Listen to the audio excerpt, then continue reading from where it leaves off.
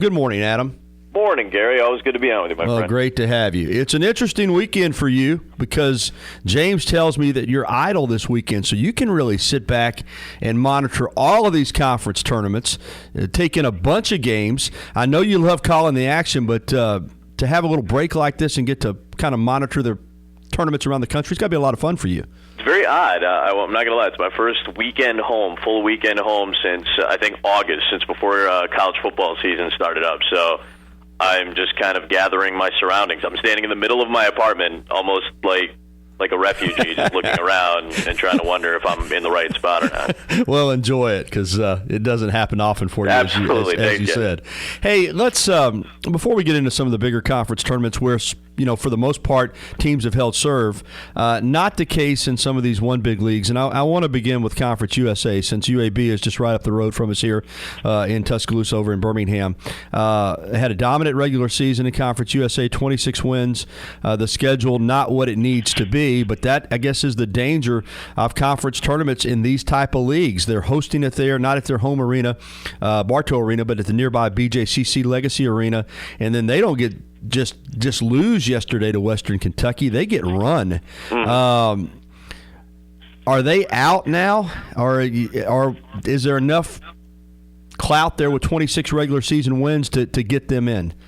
Yeah, the struggle comes with things like RPI and Right. BPI and KPI. I mean, all the metrics, and I'm a fan of all of them, and I look at all of them, and I try to be as objective as I possibly can.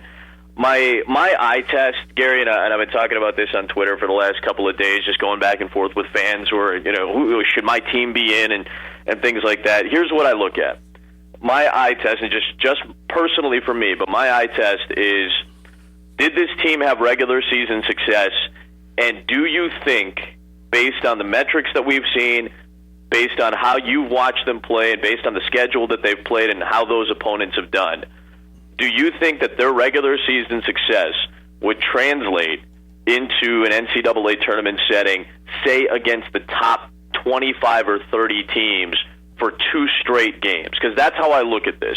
If you think this team's success can translate for 2 games for 80 minutes minimum of college basketball against 2 of the best college basketball teams in the country, based on what you've seen and what you've gathered information-wise, that's my eye test. Should they be in the tournament or not? I look at UAB right now.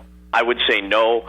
Based on their metrics, based on what I've seen, it is tough to have an early exit in a conference tournament. I'm not saying the system isn't stacked against mid-major teams, and that's been one of my rants on the course of the week, and some of it has been somewhat biased because I've been talking a lot about my alma mater, Valparaiso. Right.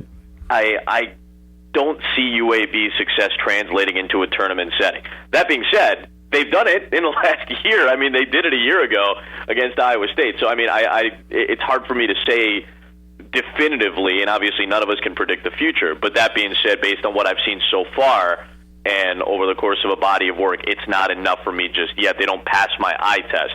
That being said, 26 wins, that's a lot of clout. I look at a Valparaiso team, 26 wins. I think their success would translate, and I know them a little bit better, and I've seen a little bit more of them, but I believe that their success would translate based on how well they play defense, how well their efficiency stacks up against a lot of other teams. I think Wichita State stacks up. I think Monmouth stacks up. I think St. Mary's stacks up. So it's so subjective because there's so many different areas of information to grab from and so many cases you can make, and you could take 2 steps deep into the numbers, or you can take one broad stroke step back and say, well, let's look at the bigger picture to manipulate whatever idea you want to sell. That being said, I don't think UAB should be in. That doesn't mean that they wouldn't win a game if you put them in the tournament. Great formula. Haven't heard it put like that before, but I like that way of looking at it, and I'm with you. I don't think UAB is in either, and it is disappointing for the Blazer fans, but that is the risk of being a one-bid league. And I do want to ask you, how do you I guess for some teams it's a reset button. Now you get to the conference tournament and you're just like, hey, man, it's a new life. But for UAB, who is the best team in that conference, playing in Birmingham, nobody saw it coming. I mean, how does that happen? This team just went out, and not only did they lose, as I said, they got dominated on the backboard. They led 2-0, and that was it. It's just odd how that can happen in these conference tournaments when a team that has been dominant in their league all year long gets into a tournament format and gets beaten. It's just odd.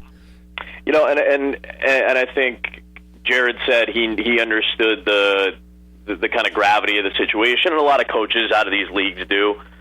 When you are a quote-unquote one-bid league where more than likely only your conference tournament champion is going to end up going. You know, Conference USA didn't have the strongest year in terms of scheduling and big wins, et cetera, all of that.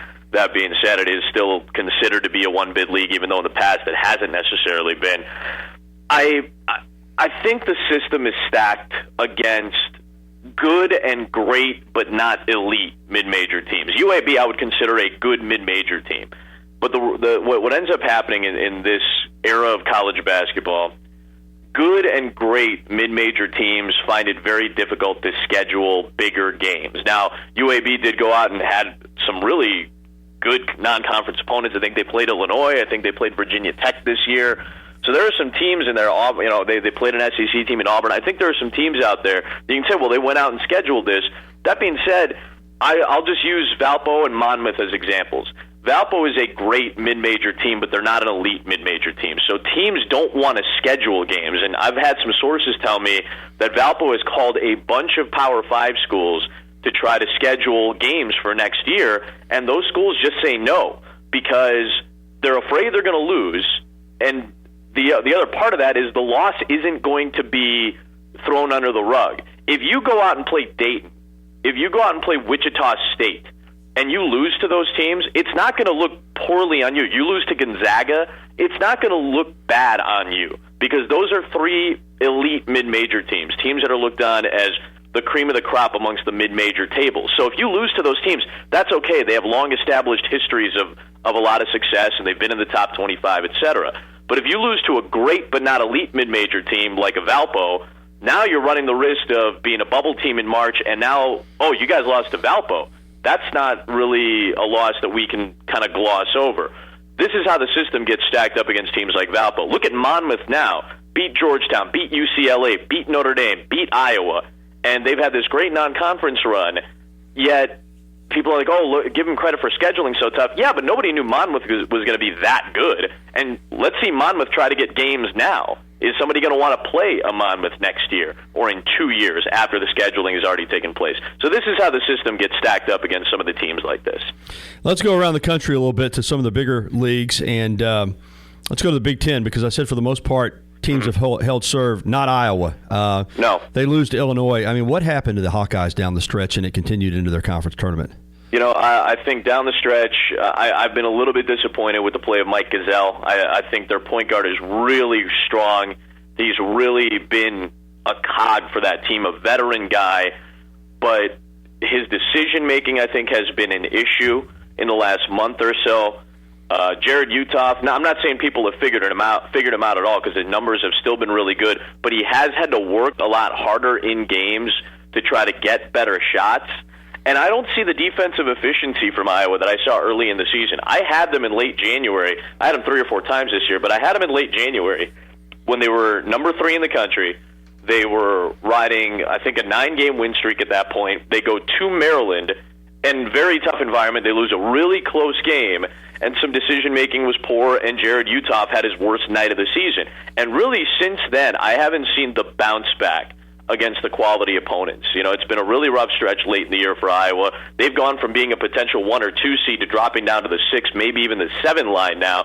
They were the only upset in the Big Ten tournament yesterday, losing to Illinois. So all that being said, I'm a little disappointed with what I've seen. I do still think, like you said, Gary, the reset button is a great thing. When you're in one of these major conferences, you're already kind of into the NCAA tournament, and your seeding is going to be a little bit muddled in the middle anyway. Maybe the motivation isn't there, and other teams are going to be more motivated to take you out. The reset button is always nice to hit in the NCAA tournament. The thing that hurts Iowa is now that they're going to have a much tougher matchup because they've dropped down to the 6, maybe the 7 line. Adam Amin from ESPN, our guest, talking college basketball, sticking in the Big Ten.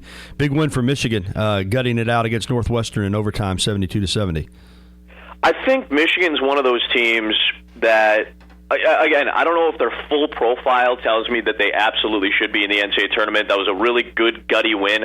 Obviously, they have a huge chance for quality wins in the next 2 days if they can get them. They've got Indiana today, and they could end up into the semifinals, and that might solidify their tournament resume at this point. But what scares me about Michigan, even though they've had Karis LeVert out for most of the year, arguably their best player, they've had injury issues all season long.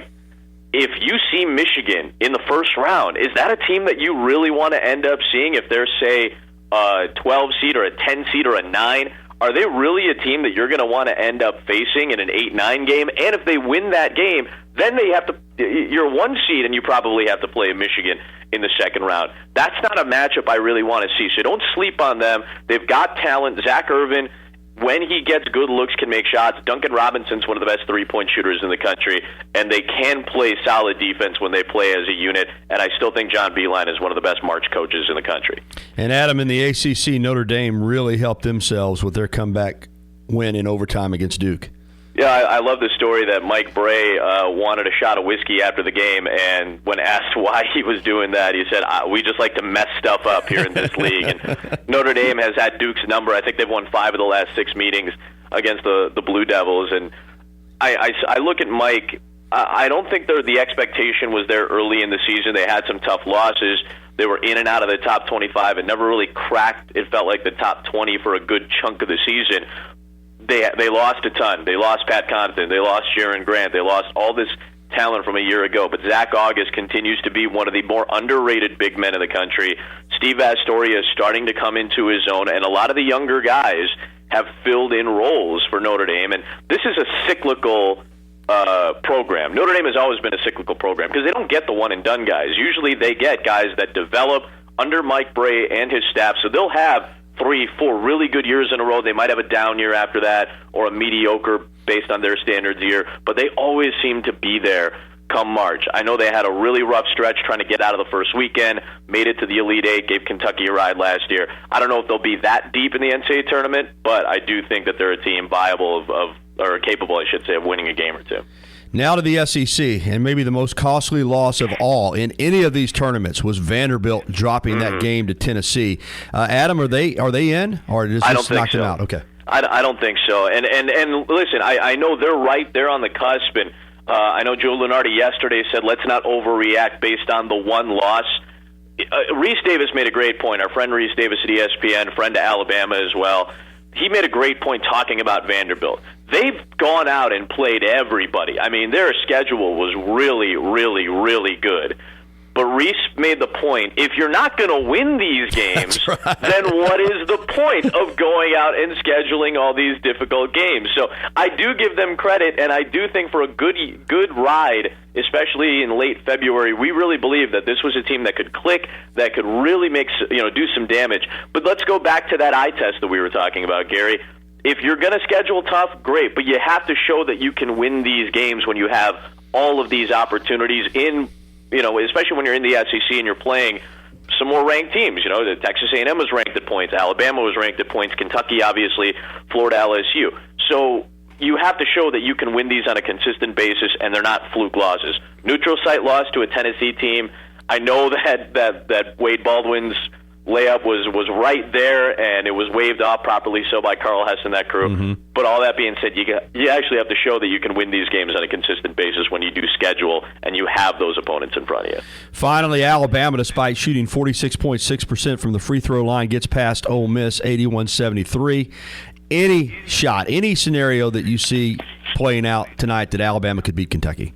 I think they can. I honestly think they can beat Kentucky. I think, we saw the story, and I was reading about what Avery Johnson was telling Obasan about kind of getting things going at the halftime break and trying to be a little bit more aggressive. And I think when guys like that have motivation to play, listen, they're not going to get an at-large bid, but I'll tell you this, Alabama's not a team I want to see in the SEC tournament. So I still have faith that they can make a push to win a couple of games, get the automatic bid. I honestly believe that. I'm not just saying that because people are in a good mood on Friday, and I'm not trying to bring them down in Tuscaloosa. I honestly believe that Avery Johnson's team could win the next 2 games and make a push towards an automatic bid as a conference tournament champion. I really believe that. But Adam, not winning the tournament, let's say they beat Kentucky, get to the semifinals, some strange things happen around the country. You still don't see a scenario at all that they could get in short of winning the conference tournament? I don't want to say it's an impossibility by any means. I think that rough stretch in February and going into March really hurt them because some of the losses there were I hate calling them inexcusable. It makes it seem much more dramatic than it really is. But I thought that skid really hurt them in terms of how the perception looks, what the eye test looks like, some of the opponents that you end up losing to during that rough stretch. That hurts you. You know, you can't lose at home to Mississippi State. You can't lose at home to Arkansas. You can't lose to Georgia. I know those are quality programs for the most part, but that stretch when you could get a quality win or two, I really felt like 1 or 2 of those games kind of solidifies Alabama as an at-large. Terrific analysis. Easy for me to say as always. Enjoy your weekend on the couch and Selection Sunday, and we got a couple of 3 days of incredible basketball coming up. Appreciate the time, Adam, as always. It's one of the best weeks and really one of the best weekends of the year, and I'll be happy to be home watching from my couch like all the rest of you. Although I will see Leon Bridges in concert tonight. Well, there you go. You're taking advantage of your off weekend. Have fun, my friend. Thanks, Gary. Anytime.